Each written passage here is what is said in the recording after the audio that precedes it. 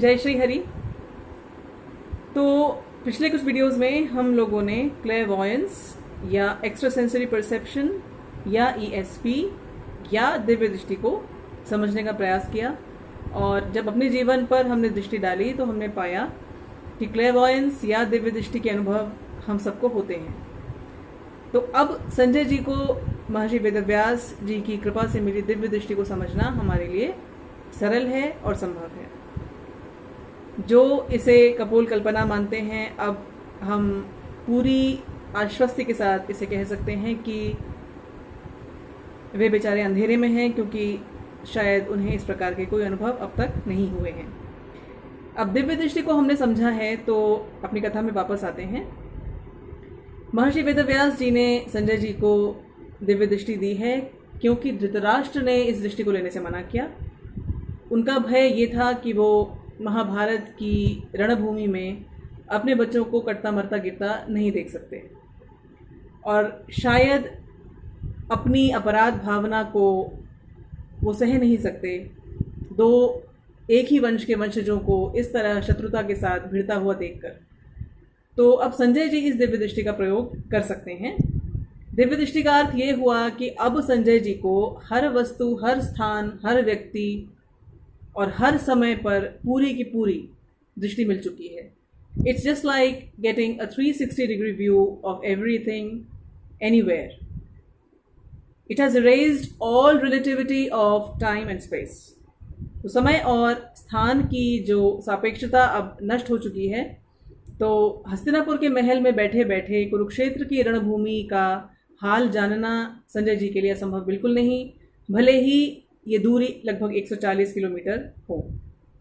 तो शुरू में धृतराष्ट्र जी संजय जी से इस दिव्य दृष्टि की सहायता से कुछ सामान्य बातें पूछते हैं, जैसे कि पृथ्वी पर कितने द्वीप हैं या भारतवर्ष का इतिहास क्या रहा, और संजय जी उन्हें ये सब बताते हैं। फिर इस दिव्य दृष्टि का प्रयोग कुछ समय के लिए रोक दिया जाता है। संजय जी महाभारत के युद्ध में कुछ दिनों के लिए भाग भी लेते हैं और फिर वो वहाँ से वापस आ जाते हैं। कौरव पक्ष के जो प्रधान सेना नायक हैं, यानी कि कमांडर इन चीफ, वो हैं पितामह भीष्म, और उनके नेतृत्व में कौरव सेना बड़ी प्रभावशाली तरीके से युद्ध लड़ रही है। 10 दिन तक युद्ध चलता है और 10वें दिन अचानक संजय जी बहुत दुख और व्याकुलता के साथ धृतराष्ट्र जी के पास वापस आते हैं और बड़ा ही अशुभ, बड़ा ही भयानक समाचार धृतराष्ट्र को वो सुनाते हैं। समाचार ये है कि पितामह भीष्म घायल अवस्था में गिर गए हैं। घायल इतने हैं कि शरीर के एक एक अंग में बाण ही बाण बिंधे हुए हैं।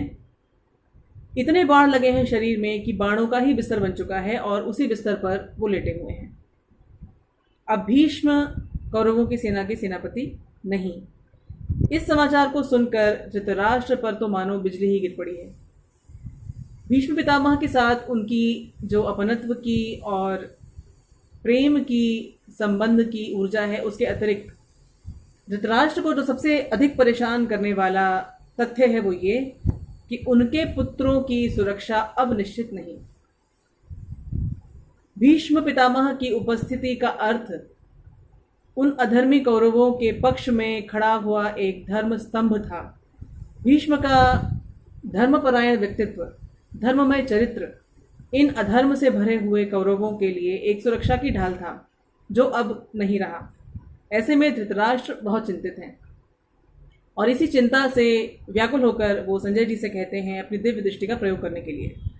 तो दिव्य दृष्टि का प्रयोग करते हैं संजय, और उसी समय वहाँ बैठे हुए वो कुरुक्षेत्र की रणभूमि का उस समय का जो वृत्तांत है वो उन्हें सुनाते हैं।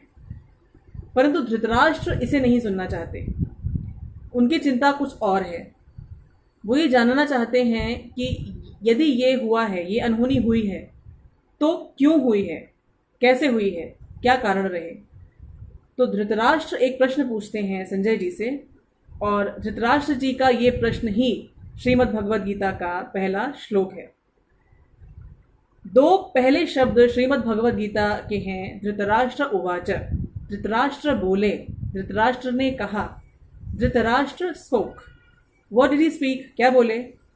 ही आस्क्ड अ क्वेश्चन, एक प्रश्न पूछा है उन्होंने। इस प्रश्न को ध्यान से सुनिएगा। धृतराष्ट्र उवाच धर्मक्षेत्रे कुरुक्षेत्रे समवेताः युयुत्सवः मामकाः पांडवाश्चैव किम अकुर्वत संजय। प्रश्न का अर्थ ये है कि धर्मक्षेत्र कुरुक्षेत्र में युद्ध की इच्छा से एकत्रित हुए मेरे वालों और पांडु वालों दोनों ने ही क्या किया, बताओ संजय। इस प्रश्न को संस्कृत में तोड़ते हैं और शब्दों का अर्थ समझते हैं, जिससे आगे श्रीमद् भगवद गीता को समझने में हमें सरलता हो। धर्मक्षेत्र कुरुक्षेत्र ये एक ही स्थान की दो विशेषताओं को बताने के लिए धृतराष्ट्र कह रहे हैं। और जब संस्कृत में अकारांत शब्द अर्थात जिन शब्दों का अंत अ की ध्वनि से हो, जैसे धर्मक्षेत्र, कुरुक्षेत्र, तो ये जो अ का स्वर है इसमें एक ही मात्रा लगाने का अर्थ हुआ धर्मक्षेत्र में, इन द धर्मक्षेत्र, इन कुरुक्षेत्र। तो धर्मक्षेत्र कुरुक्षेत्रे फिर आता है अगला शब्द समवेताः। समवेताः, समवेत का बहुवचन है, प्लूरल है। समवेत का अर्थ होता है एकत्रित, असेंबल्ड। अधिक मात्रा में एकत्रित हैं इसलिए समवेताः। समवेत में आ की मात्रा लगाई गई है और दो डॉट्स, दो बिंदु लगाए गए हैं जिन्हें हिंदी और संस्कृत में कहते हैं विसर्ग। इसका अर्थ है समवेत का बहुवचन। समवेताः कौन है समवेताः?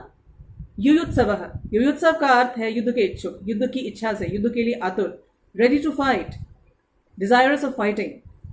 कौन है डिजायरस ऑफ फाइटिंग? धृतराष्ट्र की बुद्धि के अनुसार मामकाः पांडवाः। मामकाः, मामक का बहुवचन है, मामक का अर्थ होता है मेरा, और वही संस्कृत का नियम आ की मात्रा और विसर्ग लगाने का अर्थ हो गया मेरे। मेरे अर्थात मेरे वाले या मेरे पुत्र। फिर कहते हैं पांडवाश्चैव, इसमें पांडवाः च एव ये संधि होगी। पांडवाः पांडव का बहुवचन है, इसमें भी आ की मात्रा लगी है और विसर्ग अर्थात एक से अधिक पांडव, पांचों पांडव। पांडु वालों ने, पांडु के पुत्रों ने। च अर्थात एंड, और, तथा। एव को इस तरह समझ लीजिए जैसे ही, ऑल्सो, बोथ, दोनों, दोनों ने ही, यदि ये कहना हो तो एव। तो ही से अर्थ है इसका किम अकुर्वत। किम अकुर्वत, किम का अर्थ है क्या, व्हाट। अकुर्वत का अर्थ है किया, डिड। संजय धर्मक्षेत्रे कुरुक्षेत्रे समवेताः युयुत्सवः मामकाः पांडवाश्चैव किम अकुर्वत संजय। धर्मक्षेत्र कुरुक्षेत्र, जैसा कि मैंने आपको बताया, ये एक ही स्थान की दो विशेषताओं को बता रहे हैं धृतराष्ट्र। और धर्मक्षेत्र इस तरह है ये कुरुक्षेत्र कि यहाँ पर कुरुओं अर्थात कुरु राजवंश के जितने भी पूर्वज रहे हैं, जितने भी राजा रहे हैं, राजवंशी रहे हैं, इन्होंने बड़े सारे आध्यात्मिक और धार्मिक अनुष्ठान किए हैं। स्थान पर इसे बड़ा पवित्र माना जाता है धार्मिक और आध्यात्मिक दृष्टिकोण से। महाभारत के ही वन पर्व और शल्य पर्व दोनों में इसका वर्णन मिलता है। और इतना ही नहीं बल्कि शुक्ल यजुर्वेद में जो ब्राह्मण भाग है, बच्चों वेदों में 4 भाग होते हैं, 4 वेद हैं और चारों के 4 भाग होते हैं। इन चारों भागों में से एक भाग कहलाता है ब्राह्मण भाग। इस ब्राह्मण भाग को शुक्ल यजुर्वेद में कहा जाता है शतपथ ब्राह्मण, और ये सबसे अधिक प्रामाणिक ग्रंथ है। तो इसमें भी कुरुक्षेत्र की महत्ता का उल्लेख मिलता है। तो धृतराष्ट्र का प्रश्न है, ऐसे धर्ममय क्षेत्र जो कुरुओं का क्षेत्र रहा है। अब कुरुक्षेत्र कैसे है ये? राजा कुरु के समय में ये उनका साम्राज्य था, यहाँ उनका वर्चस्व था, प्रोमिनेंस थी, तो इसे कुरुक्षेत्र कहा जाता है। कुरुओं के लिए ये बड़ा महत्वपूर्ण स्थान है। तो ऐसे क्षेत्र में समवेताः युयुत्सवः, युद्ध की इच्छा से एकत्रित, युद्ध की इच्छा से एकत्रित मेरे वालों और पांडु वालों ने क्या किया, बताओ मुझे संजय। ये प्रश्न है धृतराष्ट्र का। अब इस प्रश्न से हम धृतराष्ट्र के व्यक्तित्व को, उनकी मानसिकता को, उनके चरित्र को बहुत अच्छे से समझ सकते हैं। वो कहते हैं धर्मक्षेत्रे कुरुक्षेत्रे। आज इनके इस वचन से ऐसा लग रहा है कि धृतराष्ट्र को धर्म की बड़ी चिंता है, बड़े धर्मपरायण हैं। ऐसा लगता है जैसे जीवन भर धर्म की रक्षा के लिए बहुत उत्सुक रहे हैं और बड़े कर्मठ होकर इन्होंने धर्म की रक्षा की है। आप भी जानते हैं धर्म का पूरी तरह नाश, ह्रास हुआ है धृतराष्ट्र की सभा में, धृतराष्ट्र के राज्य में, और धर्म की धज्जियां उड़ाने वाले और कोई नहीं, इनके स्वयं के पुत्र रहे हैं। इन्होंने मूक रूप से, बिल्कुल मौन होकर, साइलेंटली इस सारे अधर्म को देखा है, प्रश्रय दिया है. He has actually fostered all those practices which were completely against dharma. अब अचानक ये धर्म की चिंता धृतराष्ट्र का पाखंड है. इट्स अ हिपोक्रेसी, एक आडंबर है, दिखावा, प्रिटेंस. फिर वो कहते हैं समवेताः युयुत्सवः, एकत्रित हुए हैं युद्ध की इच्छा से. युद्ध की इच्छा किसकी थी? इनके पुत्रों की. पांडु के बच्चे अर्थात पांडव, ये बेचारे तो सब कुछ सहकर भी युद्ध नहीं चाहते थे. अंतिम क्षण तक युद्ध को टालने का प्रयास कर रहे थे. युद्ध की भूमि में इन्हें मानो जबरदस्ती खींच के लाया गया है. जब इनके पास कोई विकल्प नहीं बचा, दुर्योधन ने जब इन बेचारों की 5 गांव की मांग पर भी अपमान के साथ ये कहा कि एक सुई की नोक के बराबर भी भूमि चाहिए तो युद्ध करना होगा. अब इसके बाद इन क्षत्रिय राजकुमारों के लिए कोई और विकल्प ही नहीं बचा. तो हार कर अब इन्हें अपनी माँ और कृष्ण की भी अनुमति से युद्ध करना ही पड़ेगा. ये विवशता है, युद्ध की इच्छा नहीं है. तीसरी बात, मामकाह कहते हैं वो 100 कौरवों के लिए. जिन कौरवों को इनके शरीर ने शरीर दिया, ये तो इनके मामक हैं, मेरे, माइन. और जिनके शरीर इनके छोटे भाई के शरीर से उत्पन्न हुए, ये इनके नहीं. उन्हें इन्होंने बिल्कुल पराया कर दिया. इन्हें कह दिया पांडवाह, मेरे वाले, पांडु वाले.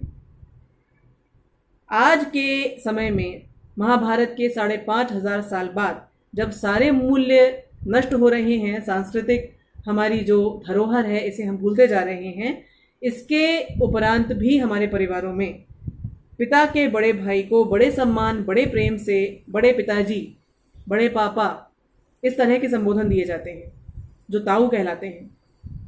और ऐसा माना जाता है कि पिता के बड़े भाई पिता से भी अधिक स्नेही, और भी अधिक वात्सल्य भरे, और भी अधिक सम्माननीय हैं.